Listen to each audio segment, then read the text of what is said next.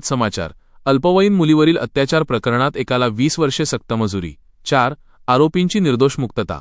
कळंब. धाराशिव जिल्हा व अतिरिक्त सत्र न्यायालय कळंब येथे सुरू असलेल्या एका महत्त्वपूर्ण खटल्याचा निकाल आज 12 मे 2026 रोजी जाहीर झाला.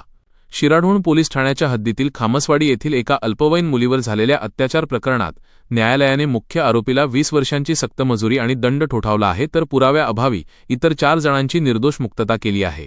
प्रकरणाची पार्श्वभूमी सन 2023 मध्ये खामसवाडी ता.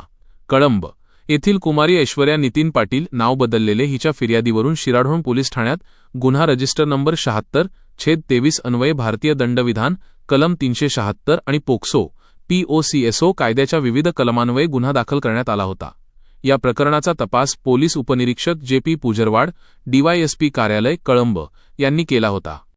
न्यायालयाचा निकाल. जिल्हा व अतिरिक्त सत्र न्यायाधीश श्री RK राजे भोसले साहेब यांच्यासमोर या प्रकरणाची सुनावणी झाली. दोन्ही बाजूंचा युक्तिवाद आणि सादर केलेले पुरावे ग्राह्य धरून न्यायालयाने खालीलप्रमाणे निकाल दिला. मुख्य आरोपीला शिक्षा. आरोपी किरण सुभाष तिबुले वय 24 वर्ष रा. खामसवाडी याला कलम 376(3) आणि पोक्सो कायद्याच्या कलम 6 अंतर्गत दोषी धरण्यात आले. न्यायालयाने त्याला 20 वर्षे सक्तमजुरी आणि 5,000 रुपये द्रव्यदंड सुनावला आहे. दंड न भरल्यास अतिरिक्त 1 महिना शिक्षेची तरतूद करण्यात आली आहे. चौघांची मुक्तता. संशयाचा फायदा आणि पुराव्याअभावी 1 श्रीकांत राजाभाऊ थिटे, 2 अजित अश्रुकांत शेळके, 3 आकाश अशोक पवार आणि 4 ओंकार चंद्रकांत उर्फ बुवा शेळके विधी संघर्षग्रस्त बालक या चौघांची प्रत्येकी 25,000 रुपयांच्या वैयक्तिक बॉन्डवर निर्दोष मुक्तता करण्यात आली आहे. न्यायालयीन प्रक्रिया.